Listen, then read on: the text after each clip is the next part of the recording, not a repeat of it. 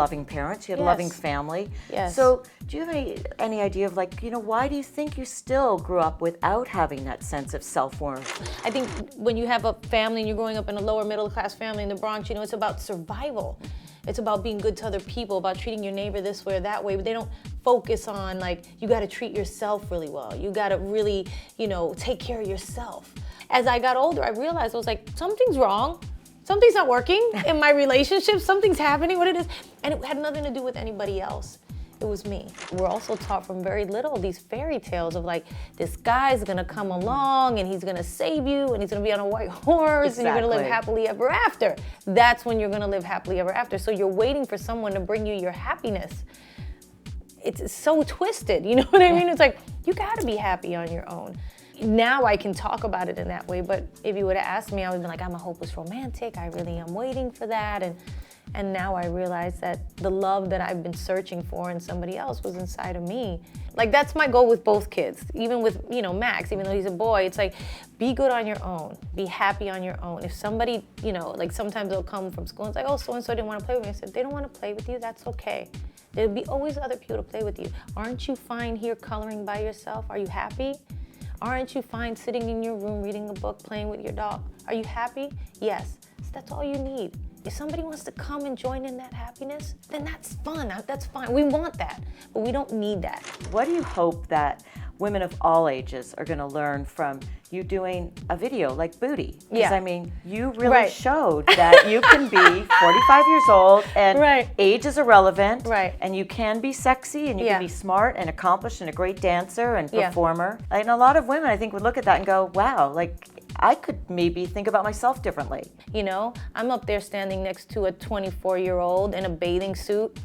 I'm in my 40s. It's like, what am I doing? But at the same time, I'm like, no, I can do this. And if I can do this, then why shouldn't I? And I think this is a great message for women to see, because they do try to put us asleep at a certain time. They do not want you to think you can be a sexy entertainer and a smart businesswoman and a great mom. Why can't I be all those things? And I think in everything that I do, I think about it because I get just as scared, Bonnie. Trust me. I was like, what am I doing right now? And then I think, no, I can do this. This is who I am. I am a singer. I am an entertainer. I am sexy. It's okay. So it wasn't about, what are people gonna think? I'm scared of what people are gonna say. No, there's something bigger than my fear, and it's my love. How are you going to choose a man differently? Right. Do you think? Like, how's it going to affect I'm not at that point right now, so I know it will already, because I'm already thinking of myself in a different way by how, I'm putting up certain boundaries and certain things that I need to do, like, that don't feel right. This doesn't feel right over here. I don't want this. Or this doesn't feel right over here. I don't want that. And it's going to be the same thing, I'm sure, when I decide or meet somebody who, I'm attracted to or have chemistry with. I'm gonna take my time and make sure it's the right person. You know what I mean? And that they're whole. How about that they're whole too? But make sure I'm whole first and that they're whole, and that together we can add to each other's happiness, that it's supportive, it's loving, it's caring, it's faithful, it's honest. All of those things. And that they, the same way I would have to earn my way into some good person's life, they would have to earn their way into mine and my children's life. They have to prove that they're good enough to be there, and I'm good enough for them. It's not an ego thing. It's not an arrogant thing. It's a practical thing, to make great choices for yourself, and to take the time to do that.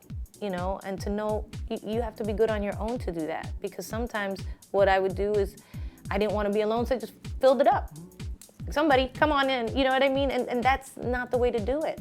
You described the scene of when Marc said that he wasn't happy, and that just opened the floodgates for you. And I think you said because you've been working so hard at being the perfect wife and the perfect partner. And so do you think that you now have a sense that you're not going to have to work like it shouldn't be? I mean, it's work, but that sounded like so much work for you. I think you were exhausted. Yeah, I had been suppressing my own feelings of what was wrong in the relationship for so long, and just trying to be the best that I could be. And I realized, my feelings are important too.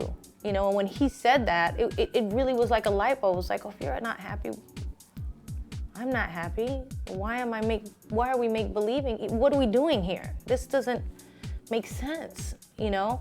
And again, it was so evident that it wasn't about him. It was about me not loving myself enough to say, this doesn't feel right.